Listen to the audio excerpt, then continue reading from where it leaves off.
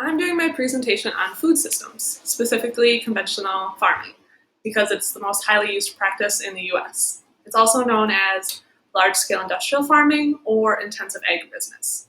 It is highly productive and it's a science-based practice. It's science-based because the tractors have been improved to be more efficient, they can use lasers to level the soil, and they highly use pesticides to increase the yield. For crops, this is known as monoculture. Mono meaning one crop, like this picture here, where it's a single crop grown over a large expanse. And this tractor here is spraying fertilizers to improve the soil. Up here, they use a lot of herbicides and pesticides to decrease the weeds and insects. For animals, it's known as CAFOs, or concentrated animal feeding operations. Up here in this picture with chickens, you can see that it's highly concentrated. There's a lot of them, highly dense, and in a small area. And down here you can see that it's a picture with antibiotics, and a lot of these animals are fed antibiotics to increase the yield by 3% and to keep away disease. The environmental impacts of this are hypoxia, eutrophication, and algal blooms. What this means is when pesticides run off into the water systems, it can deplete the oxygen, which is hypoxia, and it can lead to increased growth of algae or cyanobacteria, which can kill off fish and deplete the amount of sunlight that gets through the water. It can lead to water depletion because farmers use a lot of water to hydrate the plants. It can lead to soil erosion, as you can slightly see in this picture, because there's nothing holding the soil in place. It can just blow away. It can lead to groundwater contamination as the chemicals seep through the ground and affect the houses and people that live nearby. It can lead to greenhouse gas emissions, such as methane, because when there's a high concentration of manure sitting from like CAFOs and livestock, a lot of methane comes off of that and can lead to greenhouse gas emissions.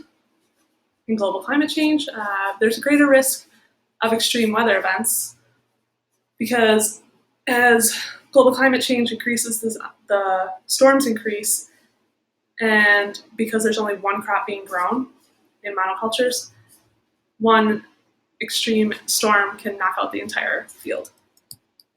The sociological impacts are malnutrition and obesity, and the reason for this is because we focus on staple crops such as soy, corn, and wheat. There's a few others, and because we focus on those, most people are only taking those in because they're in a lot of foods now, and they're not taking in the other highly dense, nutritious foods, so they're eating a lot of empty calorie foods, so it can lead to obesity and malnutrition, even if they are getting enough calories. It can lead to fewer resources in a lot of hands. It can lead to inequalities because big businesses such as Monsanto can control the seeds or the GMOs, and they can control the pesticides that the farmers have to use with those GMOs. So the resources end up in one company's hands and a few farmers. It leads to massive unemployment because there's fewer farmers because they can grow that one crop over many acres. And it can lead to climate change, as I said before, because it increases the amount of greenhouse gas emissions. As you can see from this chart up here, manure accounts for 8% of those emissions, and methane is highly concentrated. It doesn't stay in the air as long, but it has a 25 greater impact on climate change than CO2 does. So why do people stick with conventional farming? Well, the idea is to feed the world, but this isn't a great argument anymore, considering a lot of the food that's produced gets wasted, and we also use a lot of that now to feed the livestock for the animals that we eat and to support the CAFOs. And now, with more and more studies coming out over organic farming, it's actually proving that organic farms actually produce equal or higher yields than conventional farming.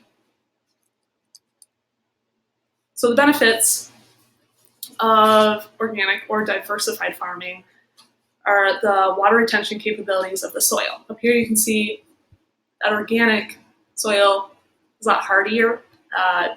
It looks stronger, it's healthier, it's darker, it's not as dry, there's more roots. Over here, the conventional just looks dry and very depleted. And over in this picture, you can see for conventional farms, the CO2 soil retention capabilities are far lower than a farm that does no-till, such as organic. Another benefit is there's greater weed suppression with organic or diversified farming because they use crop rotation or intercropping, which just means you're switching what's grown time after time instead of planting one crop year after year after year in the same spot.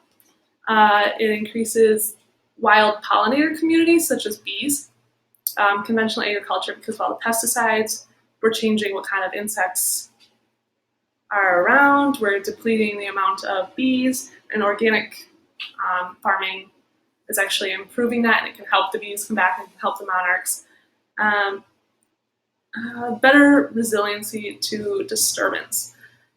By this I mean because there are different crops grown in the same field, some might be more drought tolerant, some might like more water. So if a storm hits, they are better prepared to live through that, and because the soil is so much healthier, they can stay in place better and they can survive, unlike conventional crops. Conventional farming is known under the category of the dominant social paradigm because it's the idea of dominating nature.